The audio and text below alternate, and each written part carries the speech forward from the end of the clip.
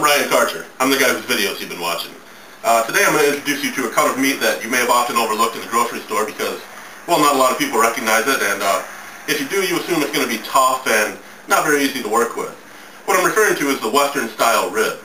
Well, if you watch this video, I'm going to show you how to turn this Western-style rib from a tough, cheap cut of meat into some of the most perfect Southern-style ribs you've ever had. So stay tuned, we're going to get started on these. Okay, so let's get started. First I'm going to take this half of onion, and I'm just going to cut it up. You don't need to be fancy slices because right now I'm just cutting up things that are going to go into a pot of boiling water with these ribs.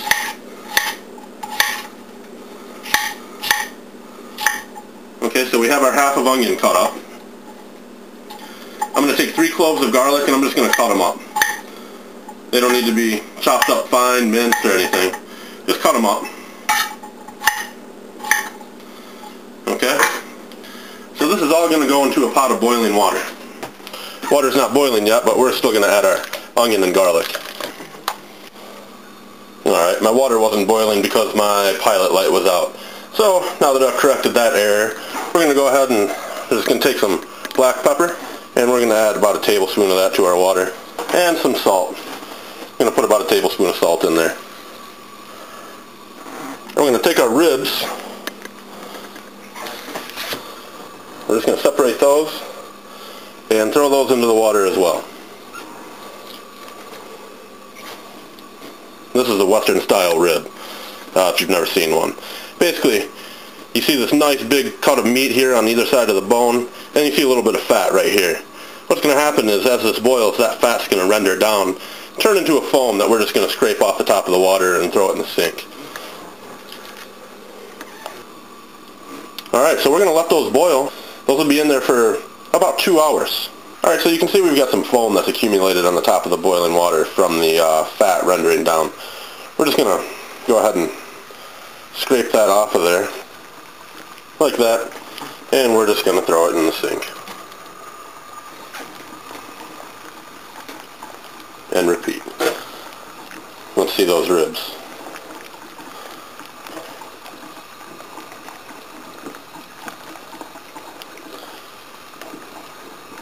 Yep.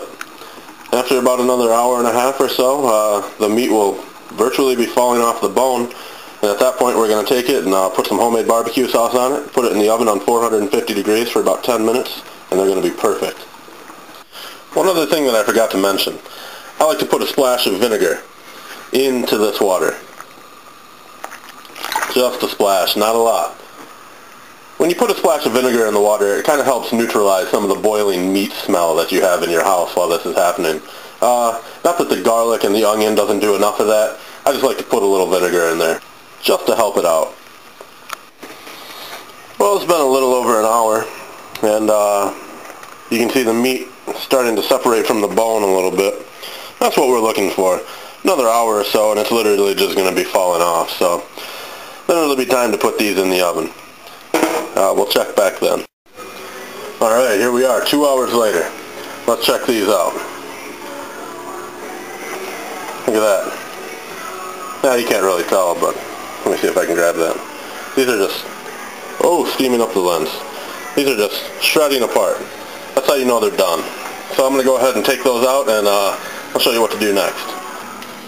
Alright, so here we are. Got these ribs. They're still really hot, but I've got the oven preheated to 450. I'm just going to take these. Look at that. They're just falling apart. Falling apart. I'm going to take these and put them in our oven dish. And at this point, if you see any extra fat, you can just take that off.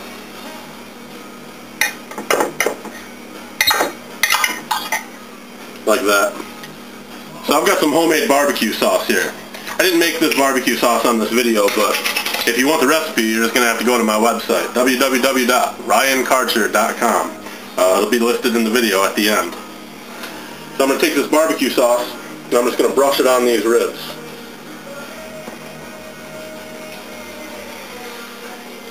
Until they're all nice and covered.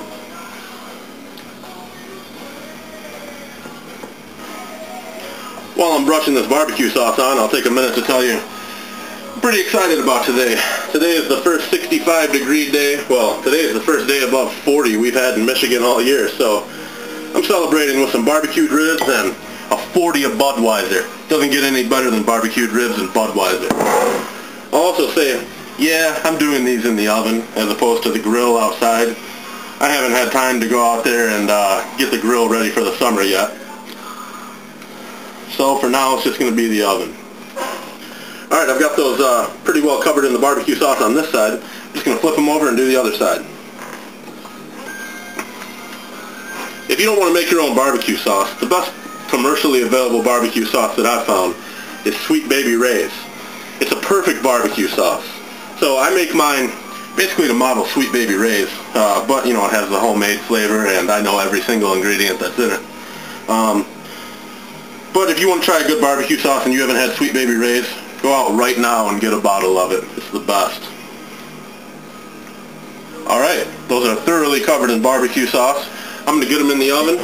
I'm going to drink some more beer and I'm going to listen to the Mighty Matt over here on the radio. So we'll be back in a minute. Alright, into the oven they go. That's preheated to 450 degrees. I'm going to leave them in there for maybe 10 minutes. All we're doing is we're going to get that barbecue sauce to stick to the meat. These are going to be great. We'll check back in 10 minutes. Well, there they are. After 10 minutes in the oven, the barbecue sauce is set in nice. Go ahead and put those on a plate.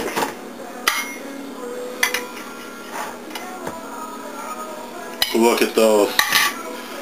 Perfect barbecued ribs. Let me just show you.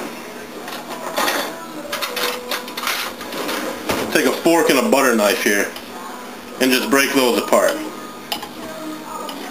You can see how nice and tender these are. This is a butter knife. Alright? Those are delicious. So I hope you try this recipe and learn to appreciate some of the cheaper cuts of meat at the grocery store. Like this, Western style rib. Enjoy.